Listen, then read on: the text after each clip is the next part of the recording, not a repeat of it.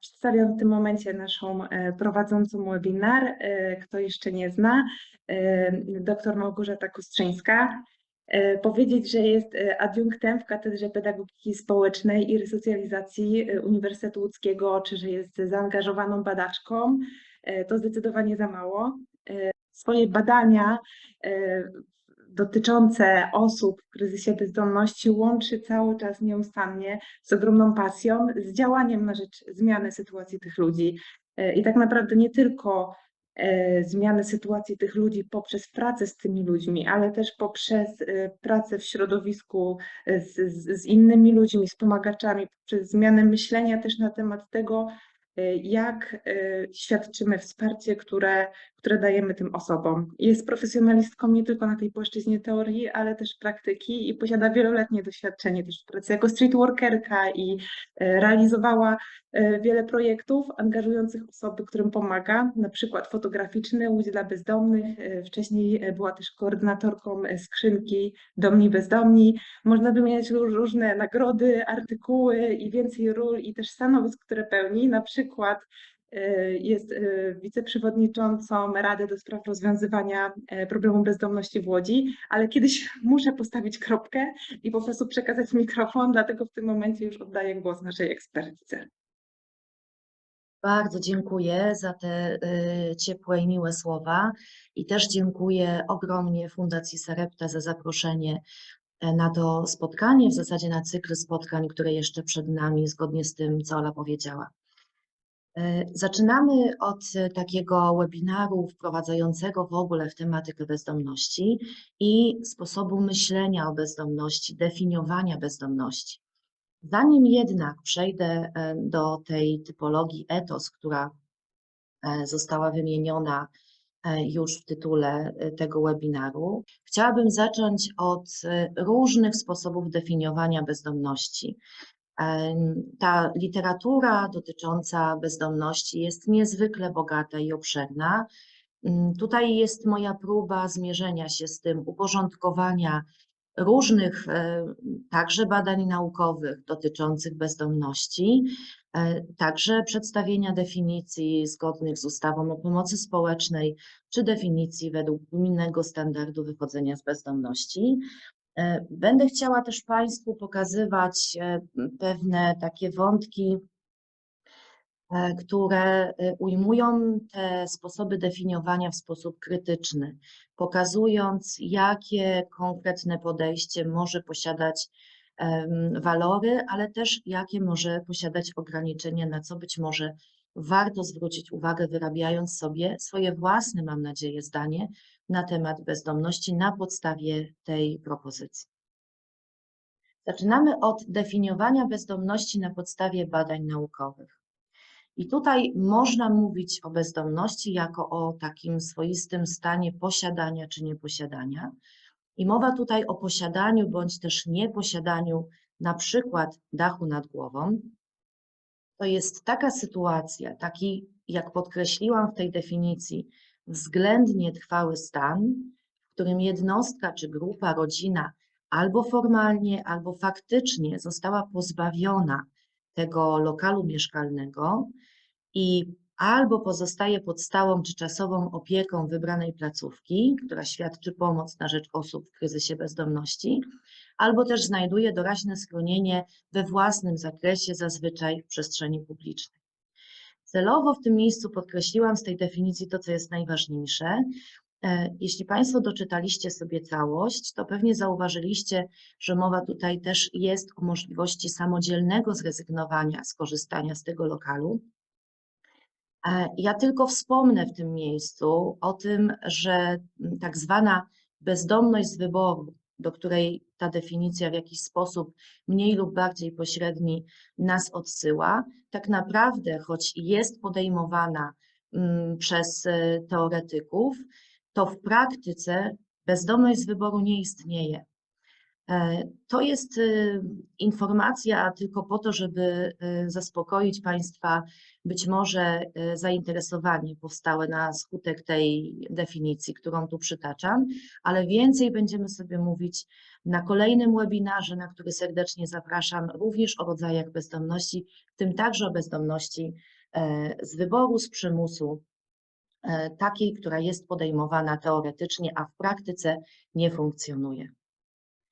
Jeśli zastanawiamy się nad posiadaniem, nieposiadaniem dachu nad głową, to warto wyróżnić takie kategorie jak bezdachowość i bezmieszkaniowość. Warto w tym miejscu się zastanowić także, czy bezdachowość jest w obszarze bezdomności, czy bezmieszkaniowość także. Już mówię, o co chodzi.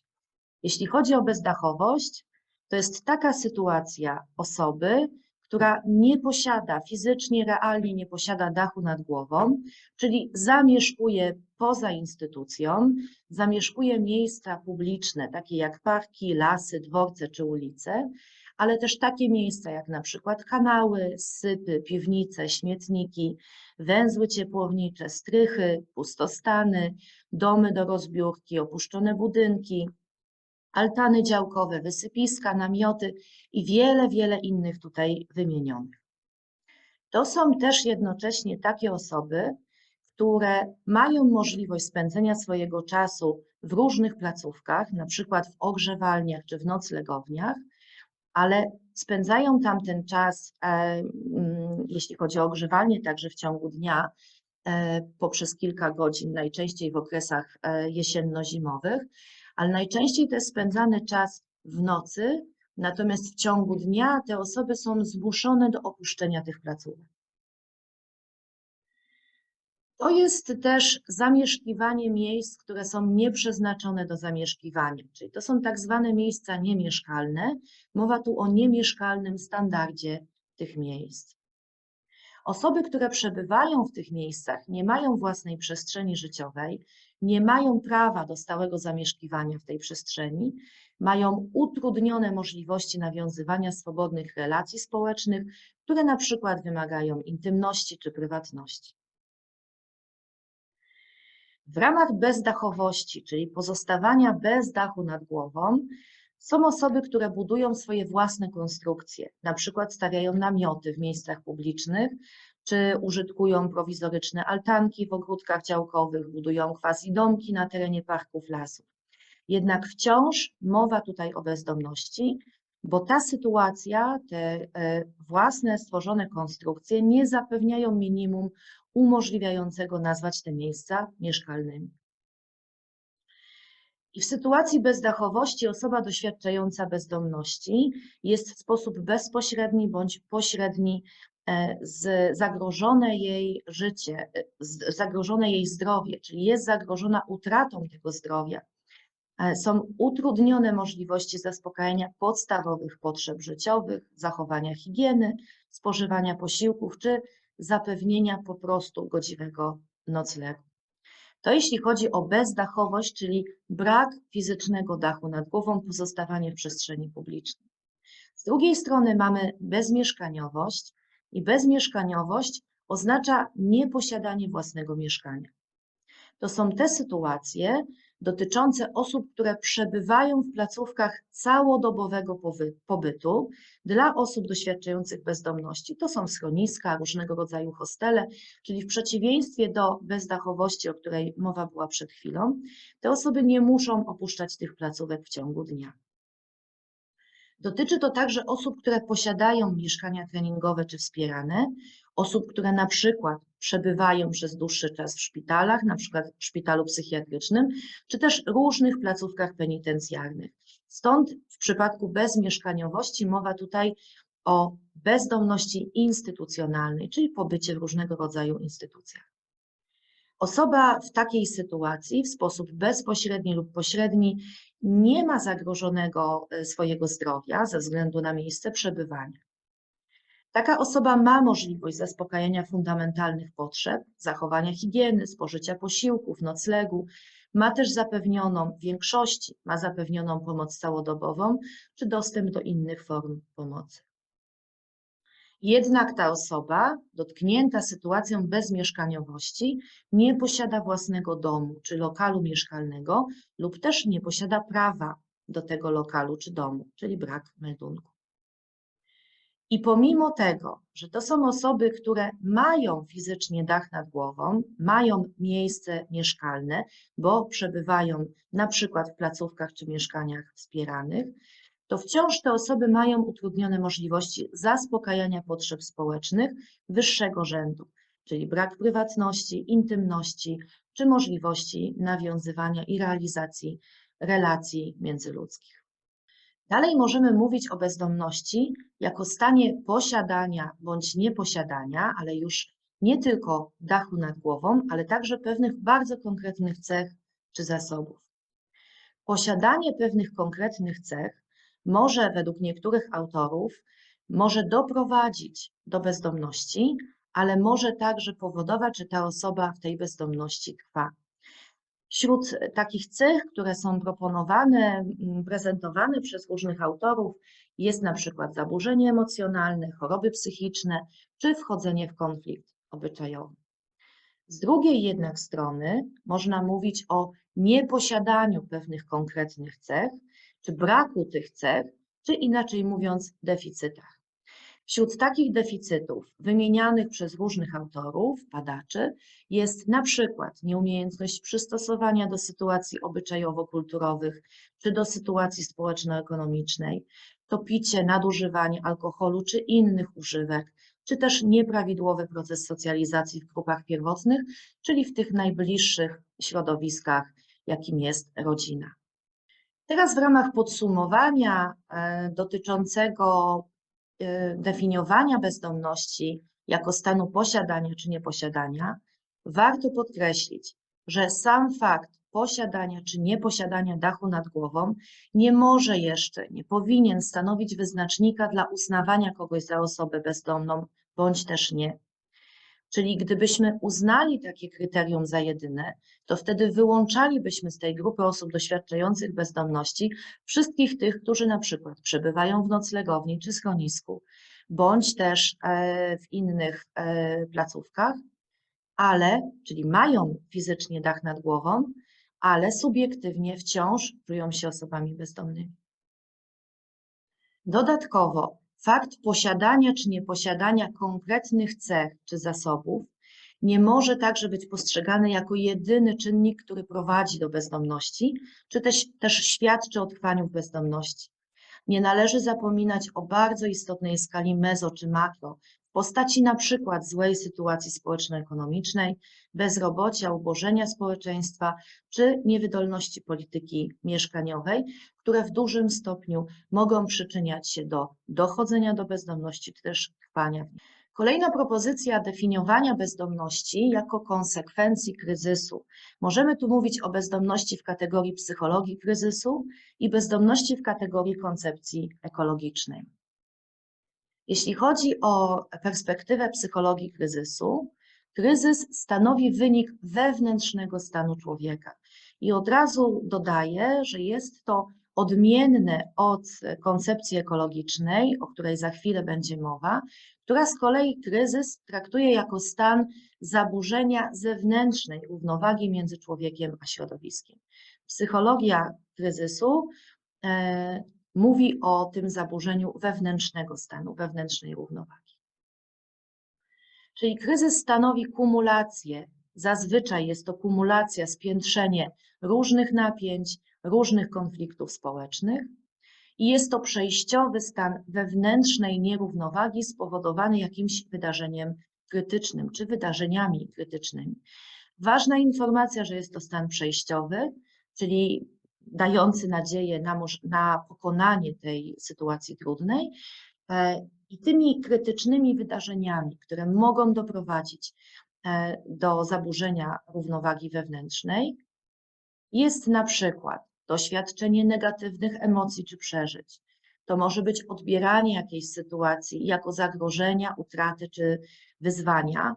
Warto podkreślić w tym miejscu, myślę, że to jest dla Państwa oczywiste, ale o tym tylko wspomnę, że każdy z nas się od siebie różni I w takiej sytuacji trudnej każdy będzie też reagował zupełnie inaczej. Ta sama sytuacja dla dwóch różnych osób może oznaczać coś zupełnie innego. Dla kogoś może być zagrożeniem, kryzysem niemalże nie do przejścia, dla kogoś może stanowić wyzwanie, które motywuje do działania. Tą sytuacją przyczyniającą się do pojawienia się sytuacji kryzysowej może być także takie odczucie bycia nieprzygotowanym do pojawienia się tej sytuacji, czyli nieoczekiwane wydarzenie, czyli bycie zaskoczonym jakąś konkretną sytuacją trudną. To też jest odczucie stanu niepewności co do tego, jaka będzie przyszłość. To też odbiór tego wydarzenia jako krytycznego, czy odczucie przewlekłego już stresu w związku z konkretną sytuacją trudną. To też stan napięcia emocjonalnego, który utrzymuje się przez dłuższy czas. To odczucie przymusu co do zmiany dotychczasowego rytmu życia. No i nagłe zaburzenie codziennego schematu zachowań, schematu funkcjonowania, to utrata kontroli, utrata poczucia bezpieczeństwa.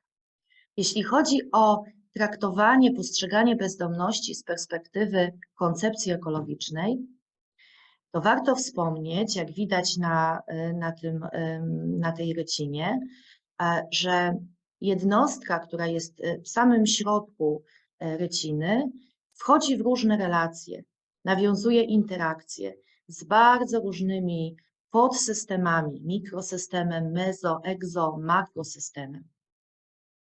Ta jednostka jest w ciągłej relacji z systemem, a system jest złożony z różnych podsystemów. I wyróżnianie, zróżnicowanie tych podsystemów oczywiście jest bardzo indywidualne, zależy od konkretnej osoby, ale też zależy od stopnia oddziaływania na jednostkę, czyli na ile dany podsystem będzie oddziaływał czy w sposób bezpośredni, jak chociażby mikrosystemy działają na nas w sposób bezpośredni, jednostka działa bezpośrednio na dany mikrosystem, na przykład swoją rodzinę czy grupę rówieśniczą, czy w sposób już bardziej pośredni będzie przebiegać ta interakcja między jednostką a egzosystemem czy makrosystemem, bardziej pośrednio, ale wciąż mają na siebie wpływ. Jednostka jest w aktywnej, ciągłej, niezakłóconej relacji. Ta relacja jest dynamiczna, jest korzystną wymianą z otaczającym ją środowiskiem, czyli podsystemami. Ta wymiana umożliwia równowagę, stałą równowagę jednostki, która jest nazywana w tej koncepcji homeostazą. Ta równowaga jest wciąż zmienna, dlatego że jest napędzana konkretnymi potrzebami jednostki, które są też na bieżąco aktualizowane. Oczywiście chodzi o potrzeby zarówno jednostki, jak i środowiska, bo to jest obopólna, obustronna wymiana i adaptacja. Napędem tej wymiany są potrzeby, zasoby jednostki, dzięki czemu pozyskuje to, co potrzebne jest do rozwijania jej potencjału, co z kolei prowadzi do równowagi. Według teorii zachowania zasobów mówi się o bardzo konkretnej celowości życia człowieka, która polega właśnie na zdobywaniu tych zasobów, utrzymywaniu i ochronie. Zasoby mogą być bardzo różne. Mogą to być przedmioty, jak dom, samochód, to mogą być warunki, jak udane życie, rodzinne, małżeńskie, dobra praca i inne. To mogą być zasoby osobiste, jak różne możliwości, umiejętności, czy energetyczne, pieniądze, posiadanie władzy i inne. To tylko przykłady. Teraz co się dzieje, kiedy pojawia się w życiu jednostki stresor? Czyli ta równowaga, o której przed momentem powiedziałam, w relacji między jednostką a różnymi podsystemami, w których pozostaje w relacji, nagle pojawia się stresor, czyli jakaś sytuacja trudna, która zaczyna zaburzać tą równowagę. Kiedy pojawia się sytuacja trudna, dochodzi do percepcji, czyli odbierania tej sytuacji, diagnozowania, rozpoznawania. Człowiek zaczyna się zastanawiać, co się wydarzyło, co to za sytuacja, jakie ma znaczenie, jaki ma wpływ na moje życie, co zmienia, co powoduje. Tak jak wspomniałam, percepcja każdego człowieka będzie inna. W danej sytuacji trudnej każda osoba może ją rozpoznać jako coś zupełnie innego. Warto też dodać, że w sytuacji trudnej percepcja człowieka zaczyna się zawężać, To znaczy, niejednokrotnie bywa, że jednostka nie jest w stanie widzieć większej grupy możliwości rozwiązań tej sytuacji trudnej. Zawężenie percepcji, czyli jakby postrzeganie tej sytuacji, czy jednego tylko wyjścia z tej sytuacji, czy braku w ogóle możliwości rozwiązania problemu. Stąd tak bardzo ważne jest też spojrzenie kogoś z zewnątrz na tą sytuację trudną i dostarczenie wsparcia. Kiedy jednostka analizuje swoją sytuację trudną, to zaczyna również analizować istniejące pokłady możliwości, czyli zastanawia się, jakie posiada zasoby, czy te zasoby będą wystarczające do tego, żeby tą sytuację trudną rozwiązać, czy będą też adekwatne do tego konkretnego w tym momencie właśnie zapotrzebowania. Oczywiście jednostka próbuje te zasoby uruchomić, próbuje z nich skorzystać. Czyli jeśli na przykład stresorem było utracenie pracy, jednostka zaczyna zastanawiać się, jaki wpływ ta utrata pracy będzie miała na funkcjonowanie w różnych podsystemach, na przykład funkcjonowanie w życiu rodzinnym, czy będzie sobie w dalszym ciągu mogła pozwolić na taki standard ekonomiczny jak do tej pory. Uruchamia istniejące pokłady możliwości. Dzwoni do znajomych, sprawdza, czy są jakieś oferty pracy. Może próbuje pożyczyć pieniądze, bo są na jakiś konkretny cel w tym momencie niezbędne, a nie ma skąd ich w sposób samodzielny zdobyć. Czyli uruchamia istniejące pokłady możliwości. Ale kiedy sytuacja się pogłębia, kiedy jednostce nie udaje się w dość szybki sposób poradzić sobie z sytuacją trudną, to pojawia się kryzys. Czyli to już jest dużo bardziej pogłębiona, dużo trudniejsza sytuacja, dużo też silniej doskwierająca jednostce. I tu ponownie w momencie pojawienia się kryzysu najczęściej dochodzi do sytuacji nałożenia się na siebie kolejnych stresorów. Rzadko kiedy, zwłaszcza w sytuacji bezdomności, bywa tak, że to jeden stresor, jedna tylko sytuacja trudna przyczynia się do wejścia na drogę bezdomności czy trwania w bezdomności. Zazwyczaj to są kolejne sytuacje trudne. Jeśli mamy utratę pracy, to mogą rozpocząć się konflikty w rodzinie. Mogą z tego powodu, z powodu utraty pracy, mogą się rozpocząć konflikty z współmałżonkiem, bo już nie stać rodziny na to wszystko, na co mogła sobie pozwolić jeszcze sprzed utratą pracy. Ale to mogą być konflikty z dziećmi, które muszą na przykład zacząć rezygnować z możliwości wyjazdu na wycieczkę, czy z uczestnictwa w jakichś spotkaniach z rówieśnikami. To może być sięganie po alkohol czy inne używki. W taki sposób osoba może próbować sobie poradzić z tą sytuacją. Czyli zazwyczaj stresorów jest dużo więcej.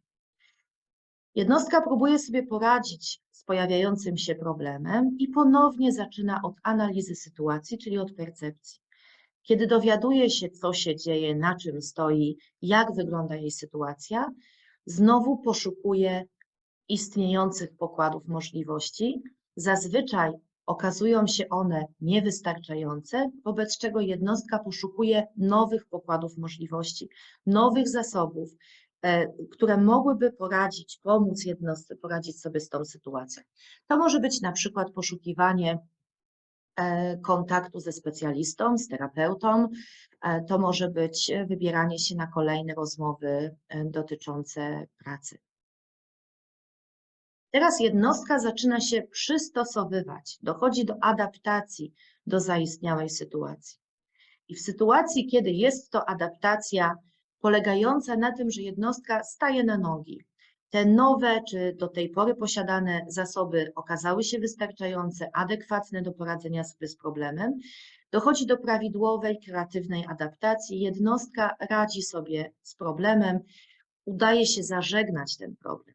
Ale jednocześnie, jak to ma miejsce w przypadku bezdomności, o której dziś mówimy, może dojść do nieadekwatnej adaptacji, czyli tak zwanej dysfunkcji. To jest ta sytuacja, kiedy zasoby okazały się niewystarczające w tej konkretnej sytuacji, na tym konkretnym etapie życia. Nie udało się wydobyć nowych pokładów możliwości, stąd też przystosowanie do tej sytuacji trudnej, które polega raczej na odnalezieniu się, na trwaniu w niej, znalezieniu sposobów, jak przetrwać, aniżeli sytuację zmienić. Teraz próbując podsumować rozumienie bezdomności jako konsekwencji kryzysu, warto pamiętać, że jeśli będziemy postrzegać bezdomność tylko i wyłącznie jako stan braku wewnętrznej równowagi, o czym mówiła psychologia kryzysu, czy też jako stan braku zewnętrznej równowagi, o czym mówiliśmy w przypadku koncepcji ekologicznej, nie podejmujemy wtedy tego zjawiska, nie traktujemy go w sposób kompleksowy. To wtedy będzie analiza tylko i wyłącznie pewnego fragmentu tej sytuacji człowieka w bezdomności. Nie jesteśmy w stanie spojrzeć na całą sytuację kompleksowo. Literatura przedmiotu mówi dalej o tym, że można bezdomność rozumieć, definiować jako minimalizację uczestnictwa społecznego. Oznacza to proces zmniejszającego się uspołecznienia jednostek, które są dotknięte utratą miejsca zamieszkania. Mowa tutaj o stopniowym, to zawsze jest proces, wypadaniu z kolejnych ról społecznych. Czyli jednostka, przemieszczając się procesualnie poprzez kolejne struktury społeczne, przechodzi od takiego stanu uczestnictwa w społeczeństwie do takiego, w którym jest pozbawiana możliwości uczestnictwa, realizacji bardzo konkretnych ról społecznych, takich jak rola pracownika, rola ojca, rola matki, męża itd. Łącznie z wypadaniem z ról społecznych dochodzi do czy też zaniku, czy też osłabienia więzi społecznych, które do tej pory ta jednostka posiadała. Czyli to są jakby dwa procesy, które są ze sobą nierozerwalne. Jest to stopniowa utrata szerszych relacji społecznych, no a konsekwencją jest oczywiście zawężanie kontaktów społecznych, niekiedy już do grupy tylko i wyłącznie innych osób doświadczających bezdomności. Warto w tym miejscu podkreślić, że temu procesowi minimalizacji potrzeb osoby doświadczającej bezdomności towarzyszy taki proces stopniowego, systematycznego obniżania oczekiwań względem życia czy względem samego siebie. Podsumowując rozumienie bezdomności jako minimalizacji uczestnictwa społecznego, trzeba podkreślić, że zjawiska, o których często mowa, wyłączania czy włączania społecznego, zawsze powinny być postrzegane procesualnie, jako proces, a nie jako stan. Nie ma osób, które są całkowicie wyłączone czy włączone we wszystkie sfery życia. Nieważne, czy dotyczy to sytuacji osób doświadczających bezdomności, czy też osób domnych. Osoba, która wchodzi na drogę bezdomności, jest stopniowo na drodze procesu wyłączana, czy też wyłącza się z różnych ról społecznych, z różnych obszarów funkcjonowania osób domnych, oczywiście rozluźniając czy wręcz zrywając więzi społeczne, ale jednocześnie nie wpada do próżni, nie jest wyłączona społecznie ze wszystkich sfer życia, bo też stopniowo zaczyna włączać się społecznie do świata innych osób doświadczających bezdomności. Tam też przyjmuje role społeczne i nawiązuje nowe więzi. Dalej możemy mówić o definiowaniu bezdomności przez pryzmat stereotypu. Warto podkreślić, że generalnie społeczne postrzeganie bezdomności jest naznaczone bardzo często stereotypami i stygmatyzacją, a stereotyp to uogólnione, uproszczone przekonanie na dany temat. Jak Państwo sobie poszukacie w pamięci, jakie jest stereotypowe postrzeganie osób doświadczających bezdomności, z którym zapewne wielu z Was się także spotkało do tej pory, to najczęściej mówi się, że osoba doświadczająca bezdomności to lump, pijak, leń, menel, darmozjad, nierób. To jest osoba, która sobie sama zawiniła, zasłużyła na bezdomność, która dokonała wyboru bezdomności, Jest to osoba, która jest brudna, zawszawiona, śmierdząca, nieogolona, nie dba o siebie, dlatego że jej się nie chce. Jeszcze raz podkreślam, to wszystko są stereotypy dotyczące osób doświadczających bezdomności. Ważne, że stereotypowe postrzeganie przekłada się na sposób myślenia o danej osobie czy grupie osób, a za tym idzie bardzo konkretne traktowanie osób doświadczających bezdomności, najczęściej bardzo negatywne. Pamiętajmy, że postrzeganie osób doświadczających bezdomności przez pryzmat stereotypu jest niezwykle krzywdzące. Osoby doświadczające bezdomności same niejednokrotnie wyrażają taką potrzebę, wręcz upominają się o to, żebyśmy unikali generalizacji, żebyśmy nie wrzucali wszystkich do jednego worka. Pomimo tego, że wydawałoby się, znajdują się w podobnej sytuacji życiowej, to osoby doświadczające bezdomności różnią się między sobą, nie powinniśmy uogólniać, generalizować ich sytuacji. Teraz stawanie się coraz bardziej bezdomnym z perspektywy interakcyjnej, bo stawanie się bezdomnym jest procesem negocjowania tożsamości.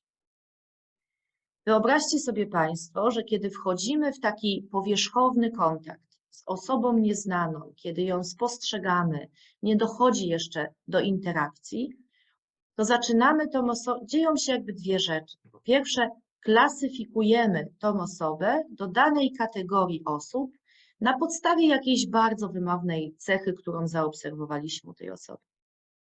Druga kwestia, łącznie z tym zaklasyfikowaniem osoby na podstawie jakiejś cechy, zaczynamy oczekiwać od niej określonego sposobu postępowania, które byłoby zgodne z tymi cechami typowymi dla danej kategorii. W ten sposób nadajemy tej osobie tak zwaną wirtualną tożsamość społeczną. Jednocześnie, kiedy dochodzi już do interakcji, czyli wchodzimy w bezpośrednią relację, interakcję z tak wstępnie przez nas określoną osobą, zaczynają się ujawniać cechy właściwe tej osoby, te prawdziwe, te rzeczywiste, które posiada. W ten sposób ujawnia nam się w interakcji dopiero właściwa tożsamość społeczna tej osoby. I teraz to, co powstaje pomiędzy wirtualną tożsamością społeczną, a właściwą tożsamością społeczną, ta różnica między nimi właśnie nazywana jest stygmatem, piętnem. To jest ta różnica między tym, czego oczekiwaliśmy, jak zaklasyfikowaliśmy, a tym, jaka jest rzeczywista tożsamość danej osoby. Stygmat pojawia się, kiedy okazuje się, że te cechy właściwe reprezentowane przez osobę różnią się i to najczęściej w sposób negatywny od cech danej kategorii, do której wstępnie ją zaklasyfikowaliśmy. Oczywiście stygmat ma charakter umniejszający, dyskredytujący. Niejednokrotnie obraz osoby zostaje wówczas zredukowany do syndromu tych negatywnych cech, czyli stygmatu, odbiegających od cech przez nas oczekiwanych. Co się dzieje dalej? Stygmat zaczyna decydować o postrzeganiu osoby jako innego, niekiedy mniej pożądanego, czy w skrajnych wypadkach niebezpiecznego lub też złego. To cytat. Przez co społeczna tożsamość podmiotu poddanego stygmatyzacji ujawnia, staje się tożsamością uszkodzoną. Naznaczanie społeczne rodzi się w interakcji. Na skutek niewypełniania oczekiwań społecznych uruchamiana jest machina stygmatyzacji, czyli etykietyzujemy, naznaczamy, piętnujemy w momencie, kiedy osoba nie wypełnia oczekiwań, które przed nią postawiliśmy, które sobie wyobraziliśmy, że powinna wypełniać w związku z konkretnym jej zaklasyfikowaniem. Prowadzi to oczywiście do negatywnych reakcji społecznych ze strony innych. W pewnym momencie ta osoba zaczyna utożsamiać się z przypisywaną jej rolą. Zaczyna postrzegać samego siebie oczyma stygmatyzujących innych osób, którzy to wykreowali ten negatywny obraz siebie tej osoby. A kolejne podejmowane próby walki z przypisywaną etykietą kończą się porażkami, kończą się kolejnymi piętnującymi reakcjami ze strony innych. Zatem nie tyle odbieranie siebie samego jako osoby bezdomnej, ale bycie uznanym i odbieranym przez innych jako osobę bezdomną ma miejsce w sytuacji postrzegania bezdomności z perspektywy interakcyjnej. Czyli dochodzi tutaj do swoistej produkcji bezdomności poprzez proces etykietyzowania ludzi jako bezdomnych. Co jest istotne w perspektywie interakcyjnej, patrząc przez ten pryzmat na bezdomność? Bezdomność jest ujawniana odpodmiotowo. To zawsze jest subiektywne odczucie jednostki, jest rozumiana jako konstrukt społeczny, który jest oparty na budowaniu statusu bezdomnego w interakcjach. Bezdomność nie jest tutaj utożsamiana ze stanem, w jakim jest jednostka, czyli należałoby w tej perspektywie w ogóle zrezygnować z pojęcia bycia bezdomnym na rzecz stawania się, ciągłego, stopniowego procesu stawania się coraz bardziej bezdomnym.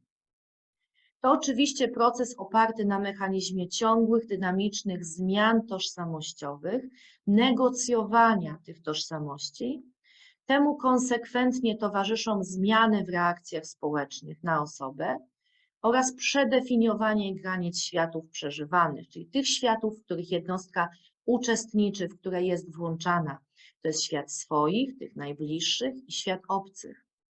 A temu z kolei odpowiadają bardzo konkretne reakcje osób reprezentujących te światy swoich i obcych. No i oczywiście przyczyn bezdomności należy poszukiwać w społecznej tożsamości,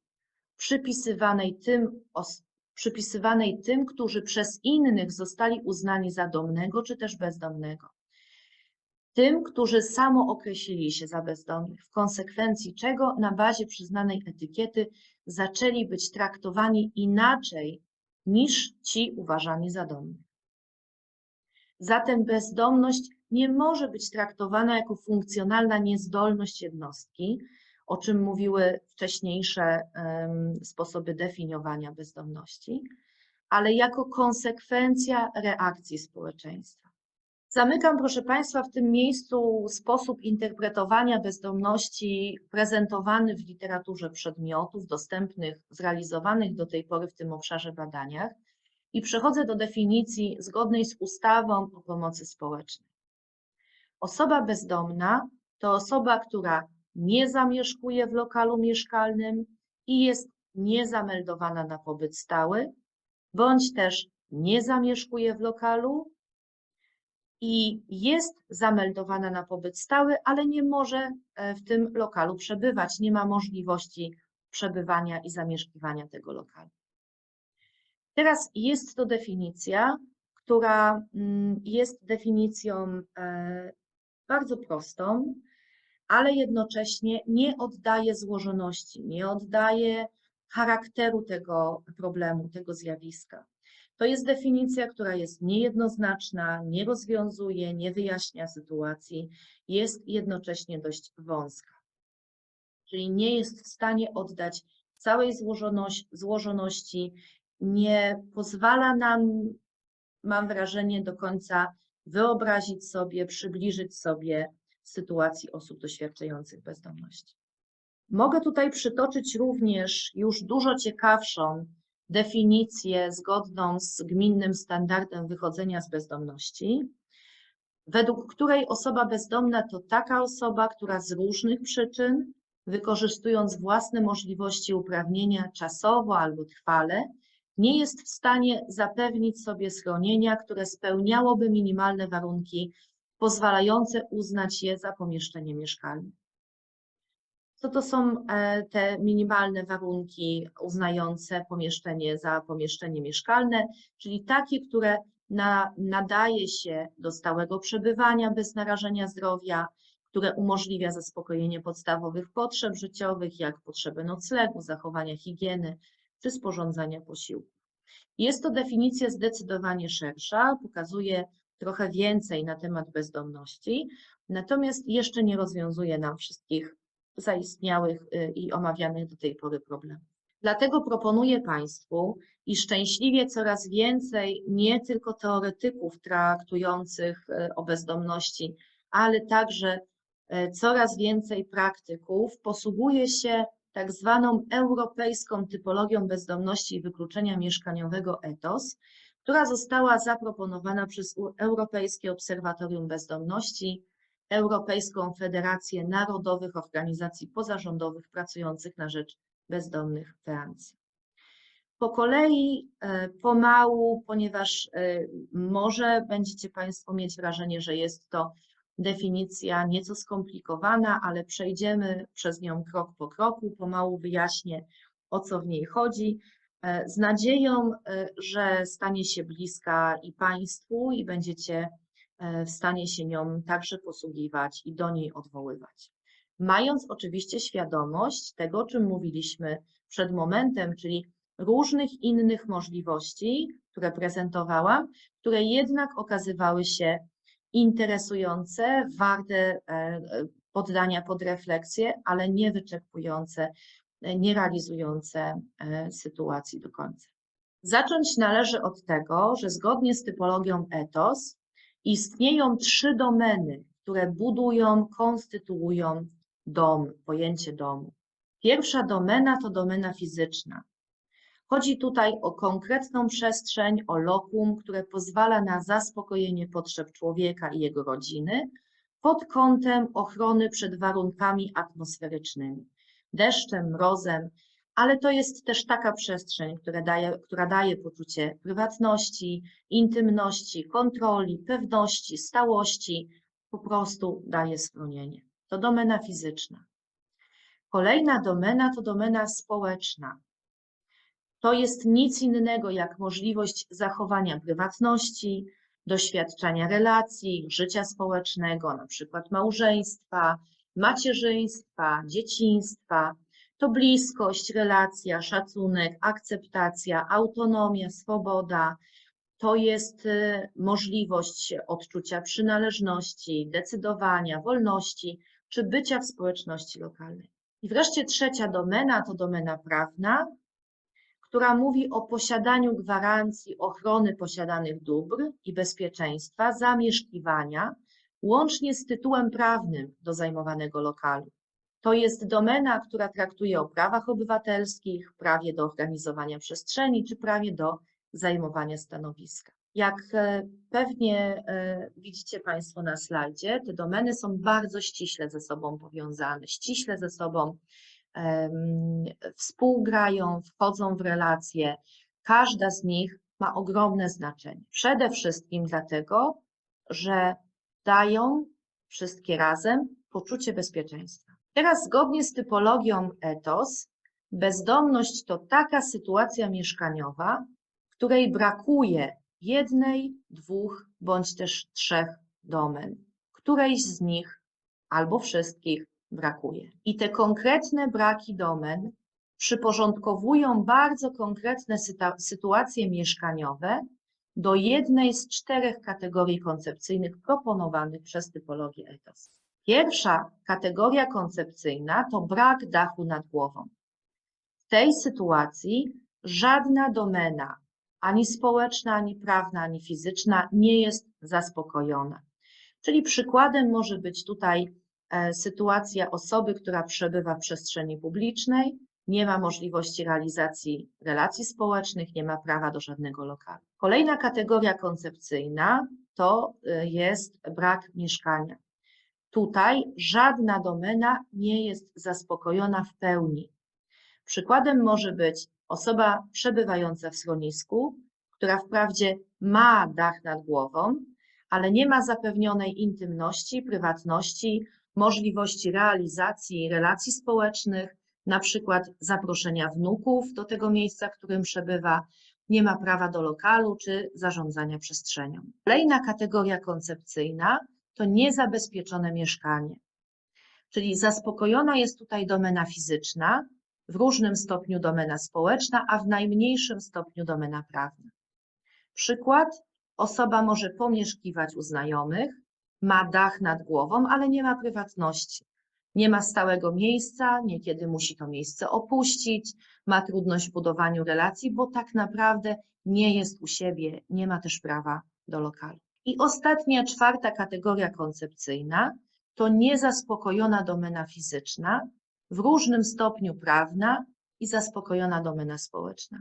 Przykładem może być sytuacja osoby, która przebywa w mieszkaniu niespełniającym standardów, nie jest zabezpieczona przed warunkami atmosferycznymi, niekiedy posiada prawo do lokalu, ma możliwość samodecydowania, wolności i innych. Warto podkreślić, że dwie pierwsze kategorie koncepcyjne oznaczają bezdomność, odnoszą się do bezdomności.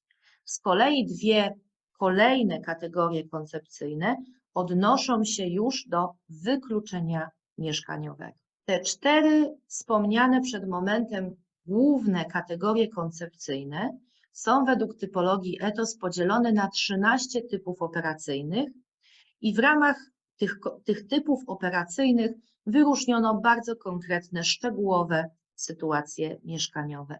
I teraz sobie o nich po kolei powiemy. Pierwsza kategoria koncepcyjna to brak dachu nad głową. W ramach tej kategorii koncepcyjnej wyróżniono dwie kategorie operacyjne: ludzie mieszkający w przestrzeni publicznej i ludzie zakwaterowani interwencyjnie. Tutaj, jak pewnie Państwo pamiętacie, odnosimy się do opisywanej przeze mnie bezdachowości, czyli osoby przebywające w przestrzeni, na zewnątrz, poza instytucją. To jest przebywanie na ulicach, to jest przebywanie w miejscach publicznych. I osoby, które są zakwaterowane interwencyjnie, to jest na przykład noclegownia, czy wspominana przeze mnie ogrzewalnia. Czyli to są osoby, które nie mają stałego miejsca do zamieszkiwania, które korzystają z noclegowni, schronisk niskoprogowych na przykład. Kolejna główna kategoria koncepcyjna, brak mieszkania, jest podzielona na 5 kategorii operacyjnych. Pierwsza kategoria operacyjna to są osoby zakwaterowane w placówkach dla osób bezdomnych. To są placówki takie jak schronisko, takie jak mieszkania tymczasowe, rotacyjne czy przejściowe mieszkania wspierane. To, co istotne, czas docelowego pobytu w tym miejscu jest krótki, przynajmniej oczywiście z założenia. Kolejna kategoria operacyjna w ramach braku mieszkania to ludzie zakwaterowani w schroniskach dla kobiet. Tutaj mowa o schroniskach dla kobiet. Są to także ofiary przemocy w rodzinie, które korzystają ze schronisk. Również tutaj docelowy czas pobytu jest stosunkowo krótki. Tak zwany czas na stawanie na nogi, na złapanie oddechu, odbicie się, próbę radzenia sobie ze swoją sytuacją. To są dalej osoby zakwaterowane w ośrodkach dla uchodźców i migrantów. Czyli zwróćcie Państwo uwagę, że chociażby aktualna sytuacja, której doświadczamy, goszcząc osoby przybywające z Ukrainy, ich sytuacja życiowa również zgodnie z typologią ETOS jest postrzegana jako doświadczanie bezdomności. To są zakwaterowania tymczasowe, pobyty w ośrodkach recepcyjnych, to są zakwaterowania migrujących pracowników, osoby przebywające w ośrodkach dla uchodźców. To są także z założenia określone czasy przebywania jako krótkie. Wszystko z powodu bycia imigrantem. I dalej kolejna kategoria operacyjna, osoby, które mają opuścić jakąś instytucję. Te instytucje mogą być bardzo różne. Wspominałam także przy okazji bezmieszkaniowości, instytucje penitencjarne, gdzie osoba nie ma zagwarantowanego miejsca do mieszkania po opuszczeniu instytucji, instytucje medyczne, ośrodki uzależnień, szpitale psychiatryczne, gdzie osoba w tej instytucji niekiedy ma potrzebę dłuższego pobytu, bo nie ma mieszkania, do którego mogłaby się udać. Czy na przykład domy dziecka, gdzie także nie ma mieszkania, chociażby w momencie, kiedy osoba po ukończeniu 18 roku życia ma tą placówkę opuścić. I kategoria operacyjna, ostatnia już w ramach kategorii głównej braku mieszkania, to osoby, które otrzymują stałe, długoterminowe wsparcie właśnie z powodu bezdomności. To są domy pomocy dla osób starszych, to jest wspierane zakwaterowanie dla osób, które wyszły z bezdomności. Tutaj zakwaterowanie jest długoterminowe, z opieką dla tych osób, które na przykład kiedyś doświadczały bezdomności. To jest zazwyczaj pobyt dłuższy niż 1 rok. Przechodzimy teraz do kolejnej, trzeciej kategorii koncepcyjnej, głównej kategorii wyróżnianej przez typologię ETOS. Mamy tutaj wyodrębnione 3 kategorie operacyjne w ramach niezabezpieczonego mieszkania. Pierwszą kategorią operacyjną są ludzie w lokalach niezabezpieczonych. Mowa tutaj o czasowych pobytach u rodziny, u przyjaciół, czyli przebywanie w konwencjonalnych warunkach lokalowych, ale nie w stałym miejscu zamieszkania, bo takiego nie posiadają. Czyli tak zwane pomieszkiwanie. To jest wynajmowanie czy podnajmowanie w sposób nielegalny, czyli zajmowanie lokalu bez umowy najmu, czy też nielegalne zajmowanie lokalu. To jest nielegalne zajmowanie ziemi, czyli na przykład zajmowanie ziemi bez prawa do niej. Kolejna kategoria operacyjna w ramach niezabezpieczonego mieszkania to ludzie zagrożeni eksmisją. To są osoby, które mają orzeczoną eksmisję, czyli nakaz został już wydany, czy nakazem zwrotu mienia, gdy kredytodawca ma prawo do przejęcia własności. I ostatnia już kategoria operacyjna w ramach niezabezpieczonego mieszkania to są osoby zagrożone przemocą. Tutaj jest mowa o różnych interwencjach służb, policji, straży, kiedy są podejmowane działania, by zagwarantować bezpieczeństwo ofiar przemocy. Niejednokrotnie ofiary przemocy muszą szukać nowego miejsca swojego życia, muszą uciekać przed sprawcą. Ostatnia już teraz kategoria główna, 4. kategoria główna wyodrębniona w typologii ETOS, to nieodpowiednie mieszkanie. Wyodrębniono tutaj 3 kategorie operacyjne w ramach tej kategorii. To są ludzie mieszkający w konstrukcjach tymczasowych, nietrwałych. To są wszelkiego rodzaju konstrukcje, jak domy na kółkach, budynki niekonwencjonalne, konstrukcje tymczasowe. To, co je ze sobą łączy, to często to, że to jest jakaś konstrukcja własna czy wykorzystana już istniejąca, ale nie jest przeznaczona do stałego zamieszkiwania. Kolejna kategoria operacyjna w ramach nieodpowiedniego mieszkania to ludzie mieszkający w warunkach substandardowych, czyli zamieszkiwanie lokali, które nie spełniają standardów mieszkaniowych. To są takie lokale, które nie nadają się do zamieszkania według ustawowego standardu krajowego czy regulacji budowlanych. Zwróćcie Państwo uwagę, bardzo o to proszę, w jak mocnym wymiarze ta właśnie kategoria zwraca uwagę i podkreśla subiektywne odczucia osoby doświadczającej bezdomności. Czyli również to, na ile ona czuje subiektywnie, że to są standardy mieszkaniowe nadające się do zamieszkiwania, czy też nie.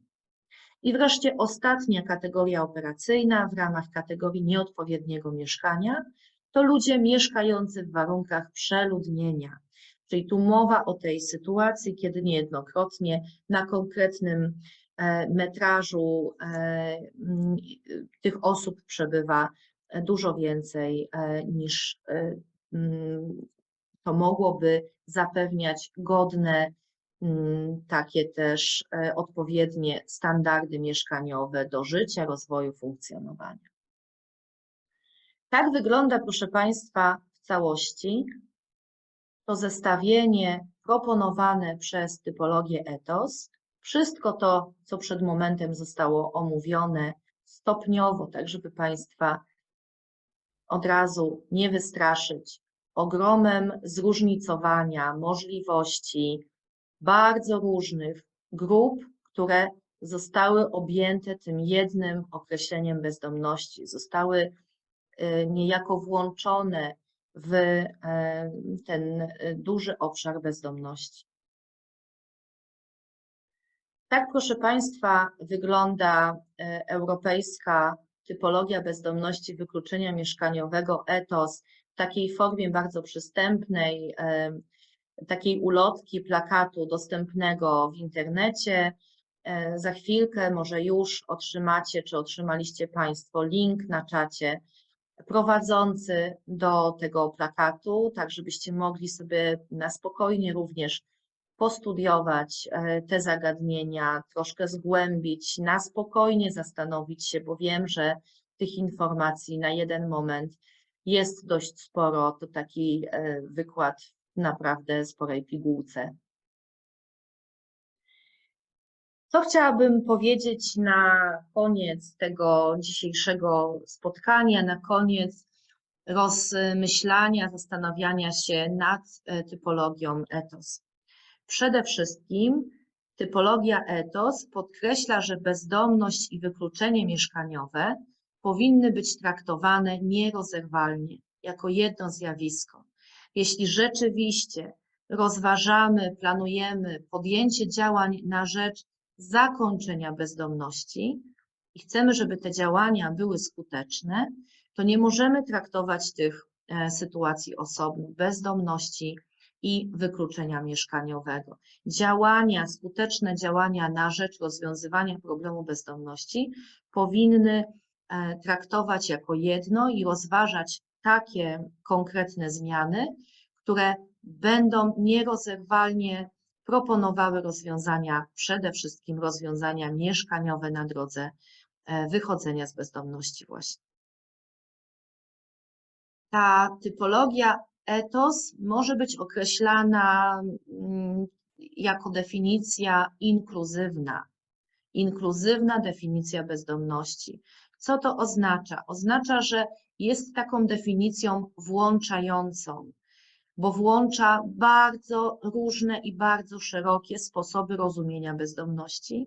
Włącza wreszcie bardzo różne grupy społeczne dotknięte sytuacją bezdomności.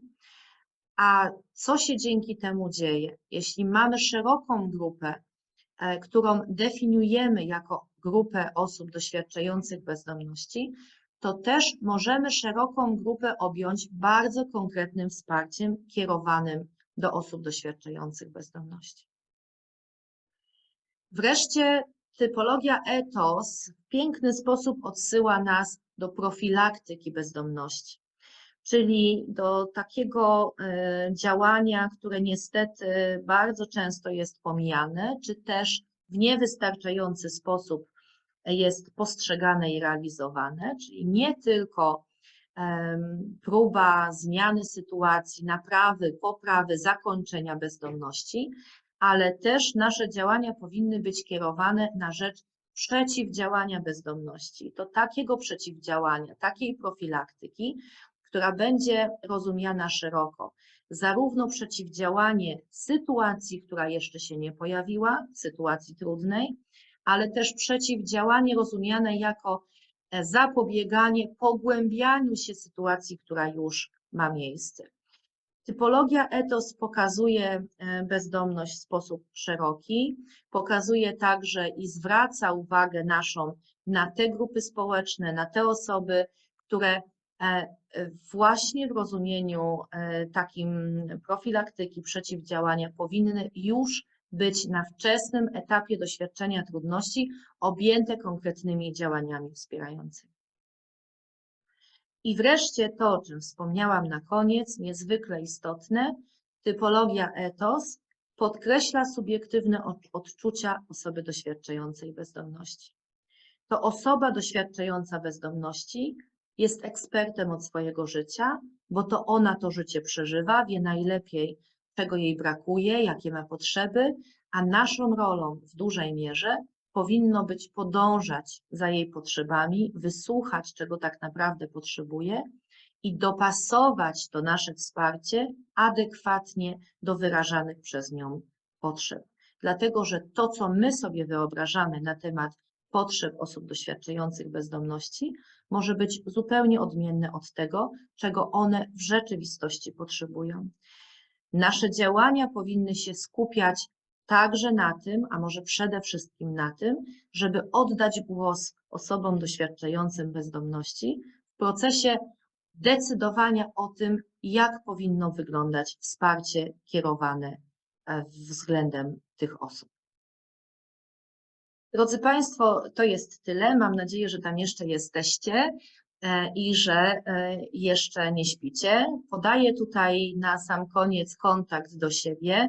Gdybyście Państwo mieli ochotę, oczywiście zachęcam do dyskusji za moment, ale jeżeli macie ochotę na poruszenie pewnych wątków, kontynuację pewnych wątków, które się dzisiaj pojawiły, jakąś wymianę doświadczeń, dopytanie o cokolwiek, tutaj jest adres mailowy i numer telefonu. Bardzo Państwa zachęcam, jestem absolutnie otwarta na ciąg dalszy, więc nie krępujcie się i odzywajcie się, jeśli tylko czujecie taką potrzebę. Bardzo dziękuję.